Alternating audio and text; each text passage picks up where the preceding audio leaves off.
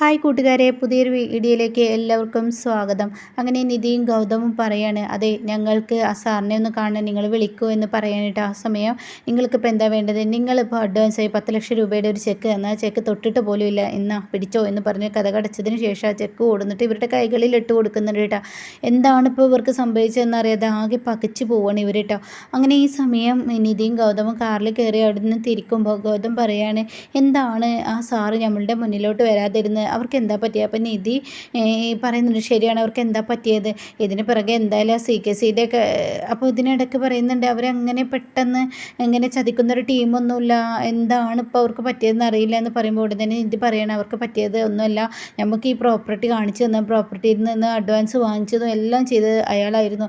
എന്നാൽ അയാൾ നമ്മുടെ വെളിയിലോട്ട് വരുന്നുണ്ടെങ്കിൽ അയാൾ ഏതോ ആപത്തിൽപ്പെട്ടിരിക്കുന്നു. അത് കേൾക്കുന്ന നീ എങ്ങനെ ഇത് പെട്ടെന്ന് അറിയാൻ കഴിഞ്ഞു എന്ന് പറയുമ്പോൾ, അതെ CKC അതിനുള്ളിലുണ്ട്, അയാൾ അകപ്പെട്ടിരിക്കുക എന്നാ തോന്നുന്നു. അപ്പോൾ അയാളുടെ ഭാര്യ പേടിച്ച് പണം എറിഞ്ഞ് എന്നിരിക്കുക എന്ന് പറയുന്നുണ്ട് കേട്ടോ.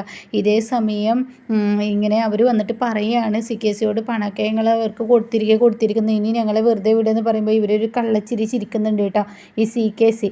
അങ്ങനെ ഈ സമയം എന്താണ് ശരിക്കും അവിടെ പറയേണ്ടതെന്നറിയാതെ ആകെ സങ്കടത്തോടു കൂടി ഇവർ രണ്ടാളും നല്ലൊരു ആളുകൾക്ക് തനിക്ക് പണം കൊടുക്കാൻ പറ്റാത്തതിലുള്ള ആ വിഷമത്തോടു കൂടി അവരിയ്ക്കുന്നുണ്ട് കേട്ടോ.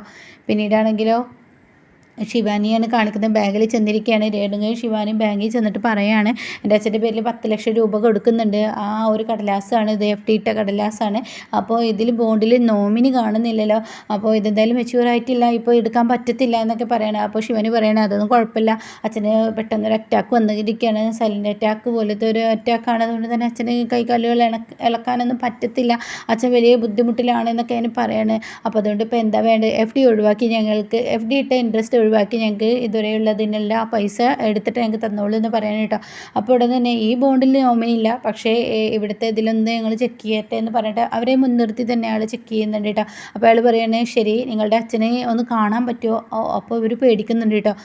കാണാം, അതിനെന്താ കുഴപ്പമൊന്നുമില്ല എന്ന് പതറിക്കൊണ്ട് ശിവാനി പറയുന്നുണ്ട്. എന്നാൽ 1 മണിക്കൂറിനുള്ളിൽ നിങ്ങളുടെ വീട്ടിലോട്ട് ഞാൻ വരാമെന്ന് പറഞ്ഞ് ശിവാനിയെ രേണുകയെ പറഞ്ഞു വിടുകയാണ് കേട്ടോ. അങ്ങനെ അവർ വീട്ടിൽ ചെല്ലുകയാണ്. ഈ സമയം അശോകൻ ഉമ്മർത്ത് തന്നെ ഇരിപ്പുണ്ട് കേട്ടോ. അപ്പോൾ അശോകൻ ഇങ്ങനെ ഒരുമാതിരി ഒരു കോലം കെട്ട വിധത്തിൽ ഇരിക്കുകയാണ്. അശോകന് കൈകാലുകൾ തളർന്നിരിക്കുന്നുണ്ടല്ലോ.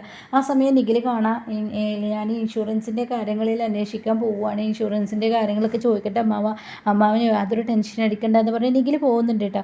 അപ്പോൾ ഇതേ സമയം ശിവാനി പറയണേ, അമ്മ എങ്ങനെ ഈ ചന്ദ്രേൻ്റെ ഇവിടെ നിന്ന് ഒഴിവാക്കാൻ പറ്റുമോ, അതല്ലെങ്കിൽ നിന്നോട് ഞാൻ പറഞ്ഞത് ചന്ദ്രേൻ്റെ എങ്ങനെ ഒഴിവാക്കാൻ പറ്റുമെന്ന്.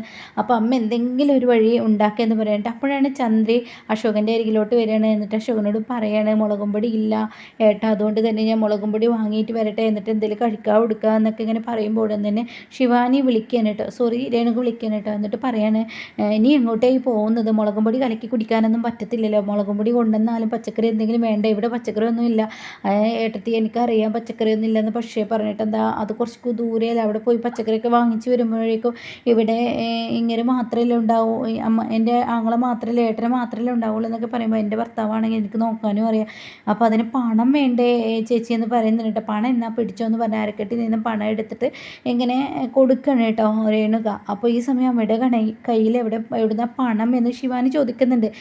അതൊക്കെ ഞാൻ എൻ്റെ കയ്യിൽ വെക്കുന്നതാണ്, എന്തായാലും നീ എനിക്ക് 10 ലക്ഷത്തിന് പാദ്യം തന്നോളണം, ഈ മാലയൊക്കെ ഒന്ന് മാറ്റാനുള്ളതാണെന്ന് പറയുമ്പോൾ, നിങ്ങൾ വായോ എന്ന് പറയണം.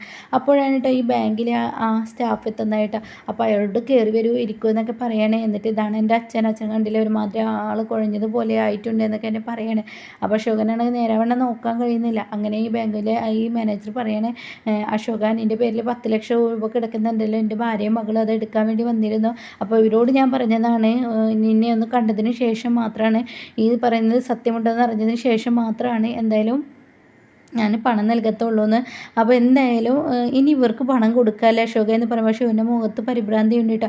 അപ്പോൾ ആ സമയം ഇവരാണെങ്കിൽ വലിയ സന്തോഷത്തോടു കൂടി നിൽക്കുമ്പോൾ ഈ മാനേജർ പറയുന്നത്, ഞങ്ങളുടെ മാഡം ഒന്ന് വന്നോട്ടെ, മാഡം വന്നു കഴിഞ്ഞാൽ തീർച്ചയായും നിങ്ങൾക്ക് പണം തിരികെ തരാമെന്ന് പറയാം കേട്ടോ. അപ്പോൾ അത് കേൾക്കുന്ന ആരാണ് ഇപ്പോൾ ഈ മാഡം എന്നുള്ള ആ ഒരു അങ്കലാപ്പോടു കൂടി നിൽക്കുമ്പോൾ തൻ്റെ മുന്നിലോട്ട് എത്തിപ്പെടുന്നത് നിധിയാണ് കേട്ടോ. നിധിയെ കാണുമ്പോൾ മാഡം എത്തിയല്ലോ എന്ന് ഈ മാനേജർ പറയാണ്. അത് കേൾക്കുന്നതിനോട് കൂടിയിട്ട് ശിവാനി രേണുകയോട് ചോദിക്കുക, ഇവളാണോ മാഡം? അപ്പോൾ രേണുക തിരിച്ച് ചോദിക്കുക, ഇവളാണോ മേഡം, ഇവളെയാണ് നമ്മൾ കാത്തുന്നത് എന്നൊക്കെ ഇങ്ങനെ പറയുന്നുണ്ട് കേട്ടോ. അങ്ങനെ പിന്നീട് ഇവർ പരസ്പരം അങ്ങോട്ടും ഇങ്ങോട്ടും ഇങ്ങനെ ചോദിച്ചും കൊണ്ടിരിക്കുകയാണ്.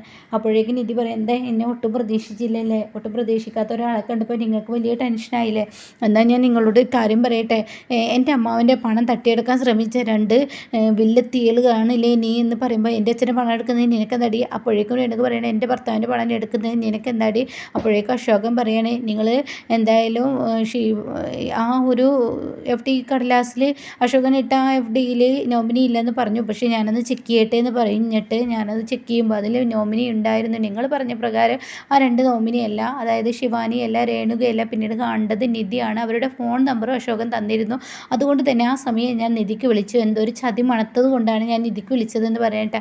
അങ്ങനെ പിന്നീട് നിധിയോട് കാര്യങ്ങളൊക്കെ പറയണേ. എന്നിട്ട് പറയണേ, എൻ്റെ അമ്മാവൻ്റെ പണം 10 ലക്ഷം രൂപ എത്ര പെട്ടെന്നാണ് നിങ്ങൾ തട്ടിയെടുക്കാൻ നോക്കിയത്. ഞങ്ങളുടെ അച്ഛനല്ലേ ആ മനുഷ്യൻ എത്ര കഷ്ടപ്പെട്ടുണ്ടാക്കിയതാണ്, അത് എടുക്കാൻ നോക്കിയിരിക്കുന്ന 2 വൃത്തികെട്ടവർ. എന്ത് ജന്മങ്ങളാണ് ഇവരെ പറയാനില്ല, ഇവരൊരു ക്രിമിനലുകളാണെന്ന് പറയുമ്പോൾ രേണുക പറയണേ, എന്താടി നീ നോക്കി നിൽക്കുന്നത്, അങ്ങോട്ട് പോരെ എന്ന് പറഞ്ഞിട്ട് രേണുക ശിവാനിയെ കൊണ്ടുപോവാണ് കേട്ടോ. ഇതേ സമയം മാനേജർ പറയണേ, നിധി ഈ ആളെ നോക്കുന്നത് നല്ലതാണ്, ഇയാളുടെ ജീവിതം ഇവരുടെ മുന്നിൽ വലിയ സേഫ് ഒന്നുമില്ല, എപ്പോഴും ആപത്ത് സംഭവിക്കുക എന്നൊക്കെ പറയുമ്പോൾ നിധി എനിക്കറിയാമെന്ന് പറയുന്നുണ്ട് കേട്ടോ. പിന്നീടാണെങ്കിൽ തൻ്റെ അമ്മാവൻ്റെ അടുത്തോട്ട് നിധി ചെന്നിട്ട് പറയണം, അമ്മാവന് നല്ല മാനസിക ബുദ്ധിമുട്ടും എല്ലാം ഇവിടെ ഉണ്ടെന്ന് അറിയാം, അമ്മാവൻ്റെ പണം അത് ശിവാനി ഒരിക്കലും എടുക്കില്ല, അതിന് ഞാൻ സമ്മതിക്കില്ല, എൻ്റെ അമ്മാവനെ ഞാൻ നന്നായി ചികിത്സിക്കും എന്നൊക്കെ ഞാൻ പറയുന്നുണ്ട് കേട്ടോ. ആ സമയം എന്തുത്തരമാണ് നൽകേണ്ടതെന്ന് അറിയാതെ ആകെ പകച്ചു പോകുന്നുണ്ട് കേട്ടോ. അങ്ങനെ ഇവർക്കാണെങ്കിൽ പണം കിട്ടാത്ത കലിപ്പിൽ ഇവർ നിൽക്കുകയാണ്. എന്നാൽ നിധിയാണെങ്കിൽ അവരങ്ങനെ വിടാൻ പറ്റത്തില്ലല്ലോ, ഇവർക്ക് എന്തെങ്കിലും പണി കൊടുക്കണമല്ലേ. ഇനിയിപ്പോൾ തൻ്റെ അമ്മാവനെ ഇനിയും ക്രൂരതകൾ ചെയ്യുമോ എന്നുള്ള പേടി നിധിക്ക് വരുന്നുണ്ട് കേട്ടോ. അപ്പം നിധി നല്ലൊരു ഉഗ്രം പണി ഇനിയിപ്പോൾ ഇവർക്ക് കൊടുക്കാൻ പോവാണ്. എന്നാൽ ഈ സമയം നിധി രാത്രിയിലായി പാലും എടുത്തിട്ട് തൻ്റെ റൂമിലോട്ട് വരുമ്പോൾ നിധിയെ ഞെട്ടിപ്പിച്ച കാഴ്ച ഗൗതം വളരെ ഗൗതമിനെ ടെൻഷൻ അടിച്ച് നിൽക്കുന്ന ആ ഒരു ഗൗതമിനെ കാണിച്ചാണ് ഇന്നത്തെ എപ്പിസോഡ് നിർത്തിയിരിക്കുന്നത്. അപ്പോൾ ഇനി എന്തായാലും നമ്മൾ പ്രതീക്ഷിക്കുന്നതിലപ്പുറമുള്ള വലിയൊരു തിരിച്ചടിയാണ് കേട്ടോ ശിവാനിക്കും രേണുകക്കും വരാനിരിക്കുന്നത് കേട്ടോ. കാരണം അശോകനെ ഇനി 10 ലക്ഷത്തിൻ്റെ പേര് കൂടുതൽ ദ്രോഹിച്ചും കൊണ്ടിരിക്കും. അപ്പോൾ ആ ദ്രോഹങ്ങൾക്കൊരു വിരാമം ഇടണമല്ലോ, എപ്പോഴും ശിവാനിക്ക് മാത്രം ജയം പോരല്ലോ. അതുകൊണ്ട് തന്നെ നിധി വരും, പോലീസിനെ കൊണ്ടുവരും, ഇവർ 2 പേരെയും അറസ്റ്റ് ചെയ്ത് കൊണ്ടുപോകുന്ന കിടുക്ക രംഗൊക്കെയാണ് ഇനി ഇപ്പോൾ ഈ ആഴ്ചയിൽ നടക്കാൻ പോകുന്നത് കേട്ടോ. അപ്പോൾ എന്തായാലും ശിവാനിക്ക് വിചാരിച്ചതൊന്നും നടക്കില്ല. പ്രണവിലോട്ട് ഈശ്വരമംഗലത്തോട്ട് എത്തിപ്പെടാൻ ശിവാനി പല ഡ്രാമകളും ഇനിയും എടുക്കാനുണ്ട് കേട്ടോ. പലതും ചെയ്ത് നോക്കും ശിവാനി, പക്ഷെ അവിടേക്ക് നിധി തന്നെയാണ് തടസ്സമിടുന്നത്.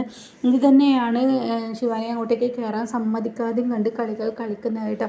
ഒരുപാട് തവണ നിധിയെ അന്വേഷിച്ച് പോലീസ് എത്തും, പല വഴികളിലൂടെ ശിവാനിയെ പോലീസ് അറസ്റ്റ് ചെയ്യാൻ എത്തുമ്പോൾ അവിടെ രക്ഷിച്ചു കൊടുക്കുന്നത് നിധി തന്നെയാണ്. പക്ഷേ പ്രണവിൻ്റെ ജീവിതത്തിലോട്ട് കയറി വരാൻ നിധി അവിടെ ഒരു വിലങ്ങ് ഇട്ടിട്ടുണ്ടാവും കേട്ടോ. അപ്പോൾ അതിനെക്കുറിച്ചൊക്കെ റിവ്യൂ പറയാവേ. ആദ്യമായിട്ടാണ് ചാനൽ വരുന്നതെങ്കിൽ നിങ്ങൾ ആരും ചാനൽ സബ്സ്ക്രൈബ് ചെയ്തിട്ടില്ലെങ്കിൽ ഒന്ന് ചാനൽ സബ്സ്ക്രൈബ് ചെയ്ത് സപ്പോർട്ട് ചെയ്യണേ. അപ്പോൾ ഇതുപോലെ അപ്കമിങ് റിവ്യൂസും ഡെയിലി റിവ്യൂസൊക്കെ ഞാൻ എൻ്റെ ചാനലിൽ ഇടുന്നതായിരിക്കും.